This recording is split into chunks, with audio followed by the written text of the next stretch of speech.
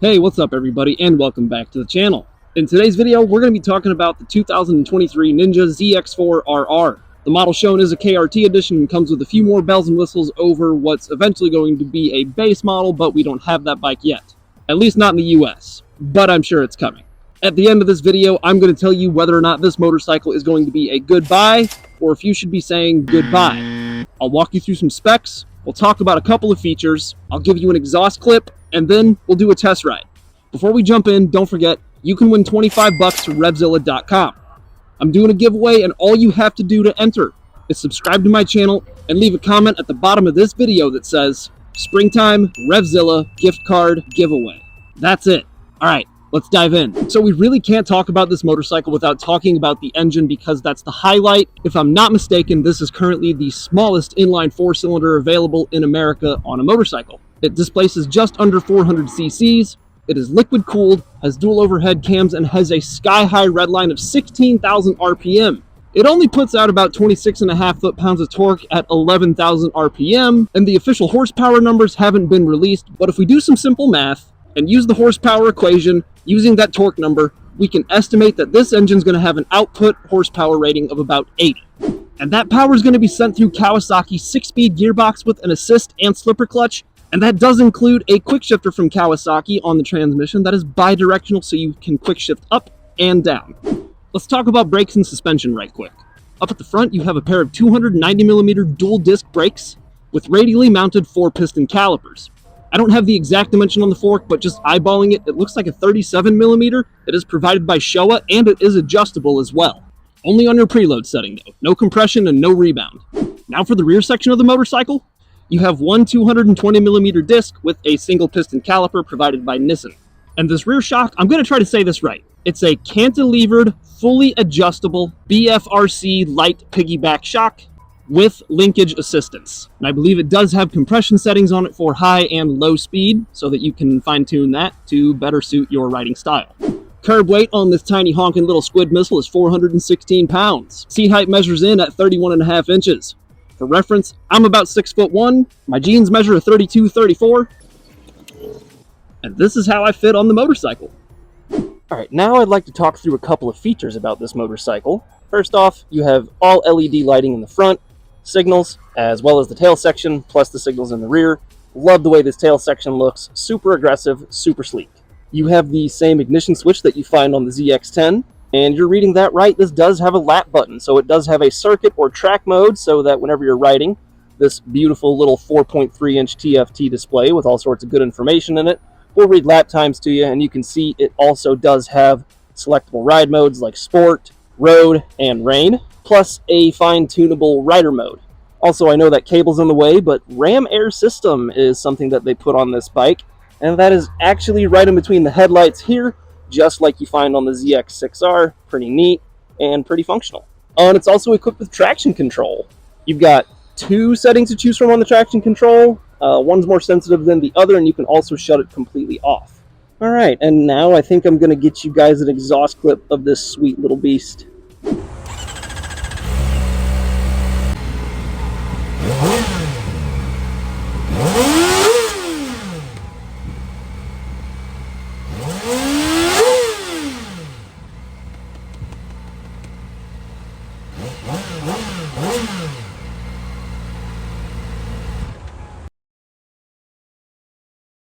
Alright, here we are, ZX-4RR real world test ride. I didn't actually expect to get one of these and be able to do this, so it's very nice that Kawasaki sent this to our dealership and our guys got it put together. First thing I'm noticing right away, it's not as cramped as I thought it would be. It definitely is a super sport. You can tell by the seating position, but I really thought it would be significantly more uncomfortable like a ZX-6R or a ZX-10R is. I mean, it is in the ZX family, but it doesn't feel as aggressive as those. Don't get me wrong, it feels aggressive, just not, you know, ride it for 20 minutes and be ready to get off. So, such a wide power band to choose from.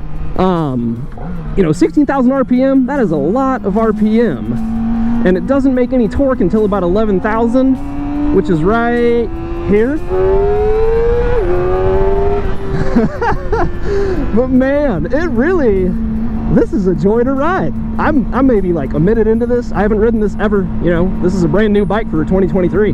And I think it's so lovely to see inline 4s coming back in small displacement configurations. I think if you're an enthusiast of any sort, you know about the, God, I don't want to say the wrong thing here. I think it's the CBR 250RR from like the 90s or the 80s or something that had a sky-high redline of like 22,000. That bike was insane, and it really ignited the passion of motorcycling for a lot of riders just purely because of the screaming sound that it made.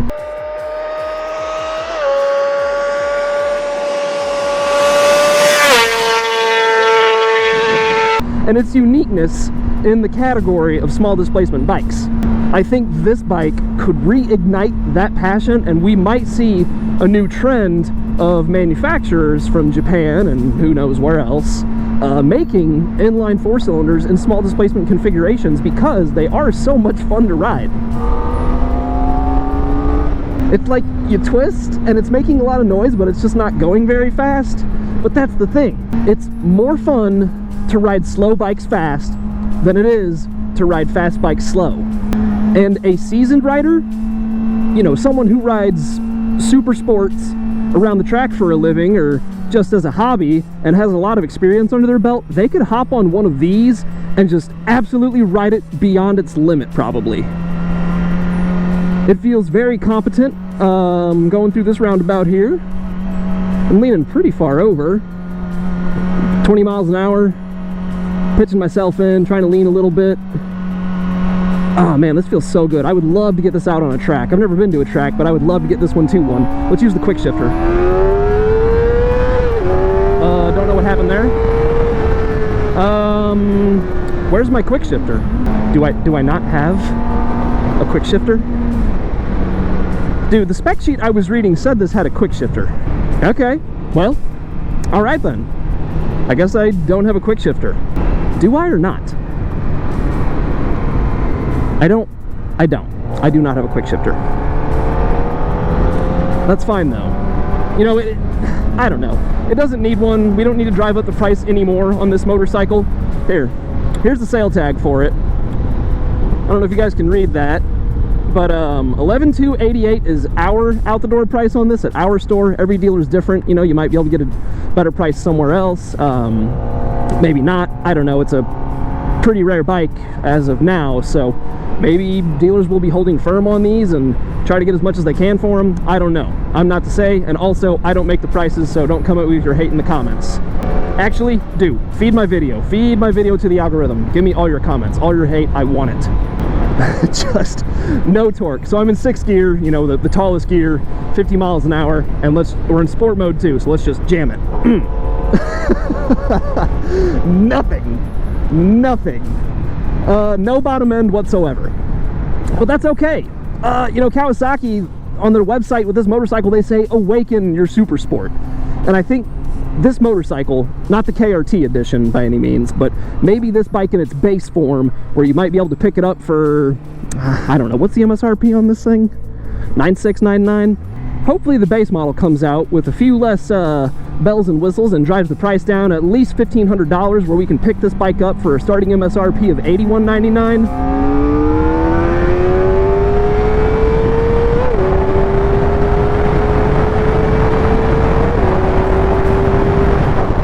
And a budget rider can actually get to awaken their super sport without having to spend over $10,000 out the door. That would be lovely.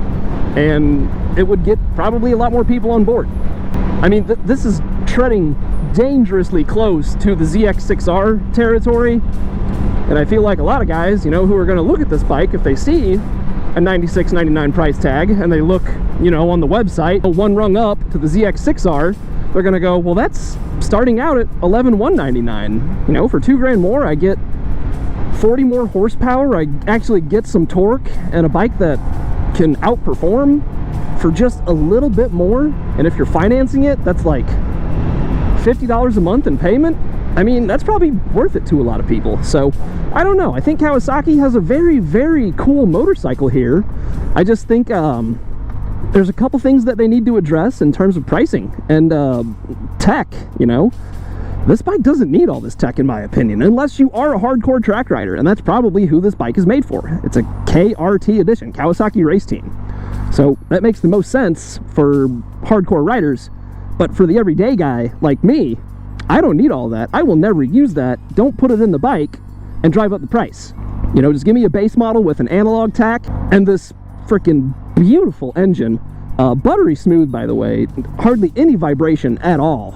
Even whenever you've got it pinned and you're up in those high range RPMs, nothing to complain about so far, except for finding neutral is a little bit difficult. I'm usually pretty okay at finding neutral on most every other bike I ride. This one I'm struggling with a little bit, but who knows, you know, call it a skill issue, whatever. What we're gonna do now is a 0 to 60 test. Mind you, not a professional, never claimed to be one. Going downhill, that benefit will probably give me a similar time to a professional rider on flat ground. So hopefully this is accurate. Let's get after it and see what we can do. Okay, let's load the chassis. 3, 2, 1. 60.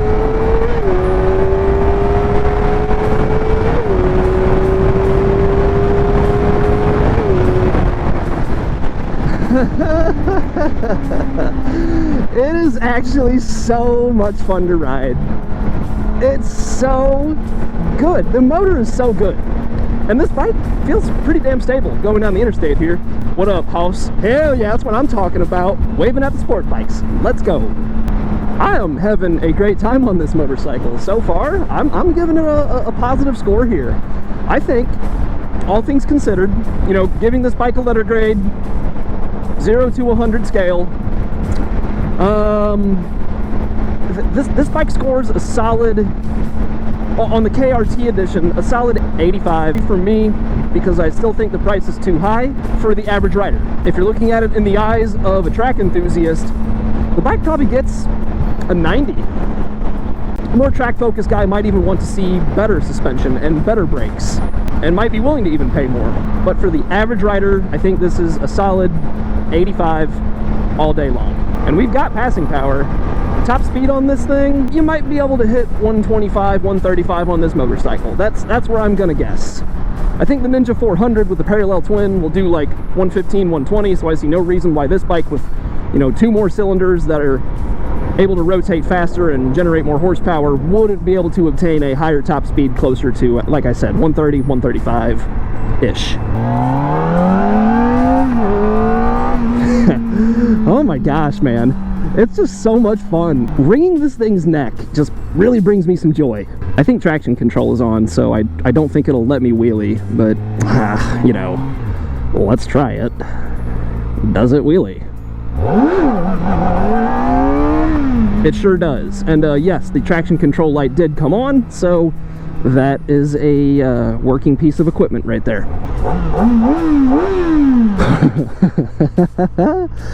Oh man, this thing is so much fun. If they made this in a Z series motorcycle without, you know, the fairings and everything, in a little bit more upright position, but with the same motor and all that, I might act up at that point. I might cop one if that was the case, but it's not. So I'll stick with the Grom and the MT-10. Okay, now for my very, very unprofessional opinion. If this is your first motorcycle ever, I'm gonna just come out and say this. This is actually a great option for you. You get to learn how to use the power that the bike has by sticking in the rev range in the gear that makes the most sense. And it's very lightweight, it's got a very approachable seat height, it's not as uncomfortable as I thought it would be. It pitches you forward just a hair more than the Ninja 400, but not so much so that you've got a huge arch in your back and all your weight is on your wrist. I'm not going to call it neutral, because it's definitely biased to be more aggressive, but it's not the most aggressive position ever, and I think it's actually manageable for an around town bike, and I can't believe I'm saying that about a super sport. If you're a track oriented rider, you're gonna love this thing. You can just toss it around like no one's business. It is very nimble, and I keep saying it, but it is so much fun to ride. It's not the fastest thing in the world, but just being able to squeeze every last drip of power that this motor has to offer out of this chassis and platform is exhilarating. Dude, I sound so nerdy. Nerd! And if money's not an issue, then, you know, everything else that I just said makes this motorcycle a very, very good buy. Now, the flip side to that, if you want something that is just, you know, around town specific, and you want a little bit more ergonomically comfortable setup, you should be looking at something in the Z series, not this bike. You might love the looks of this motorcycle, but ask yourself realistically, what are you using that bike for? And if the answer is, I'm using it to commute around town 95% of the time and I might hit some back roads, this isn't your bike. Go watch one of my other videos, like the Z400 one. And I can't stress enough, we don't need traction control, we don't need a bunch of ride modes. There's a couple of things that just make this bike too pricey for the average rider. I'm gonna keep firm on that because I really don't think the average guy needs all the tech that's in the dash. You know, in most ZX-6R base models just have an analog dash. Some of them get ABS and they get like 2 power modes. That's it. So I'd love to see Kawasaki continue with this motorcycle just, you know, without all that tech. Aside from that though, I really can't think of anything else. You know, that would be the only reason that for this motorcycle you would have to say goodbye. Man, I rambled there for a hot minute. It's really hard to fault this thing. It's so much fun. Let's go to the outro. Hey everybody, welcome to the end of the video. Thank you so much for watching and making it till the very end. We're so close to hitting 5,000 subscribers, so I just want to say thank you guys. I know I say it a lot, but I really mean it, and that's why I say it so much. If you enjoyed what you just watched, please consider leaving a like on this video, and if you want to see more content like this, hit that subscribe button. The more you guys interact with my videos, the better the chances are we find more people with similar mindsets to us. So, every little click matters. Comment, like, and subscribe. Thank you so much. Don't forget, 25 bucks, Revzilla.com. You could win. All you gotta do, subscribe, leave a comment. Springtime, Revzilla gift card giveaway. That's it. It's that easy. Alright, the video's over now. Thanks for watching, and ride safe.